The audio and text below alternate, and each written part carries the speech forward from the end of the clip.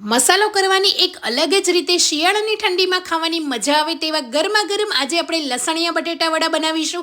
આ બટેટા વડા તમે એકવાર બનાવશો ને તો તમને આનો સ્વાદ દાઢે રહી જશે, એટલા મસ્ત બનશે. તો લસણિયા બટેટા વડા બનાવવા માટે 4 મોટા બટેટાને કુકરની અંદર 1 કપ પાણી એડ કરીને બાફી લઈશું. બટેટા સરસ રીતે બફાઈ જાય એટલે એની છાલને કાઢી લઈશું અને બટેટાને સરસ રીતે મેશ કરી લઈશું. કોઈ પણ મોટા ગાંઠા ના રહેવા જોઈએ. સ્વાદ પ્રમાણે મીઠું, 1 ચમચી મરી પાવડર, 1 ચમચી જેટલી આખી વરિયાળી એડ કરીશું, અડધી ચમચી આદુની પેસ્ટ અને તીખા કટ કરેલા 4 મરચાં એડ કરી લઈશું. કાજુ અને કિસમિસના ટુકડા એડ કરી લઈશું.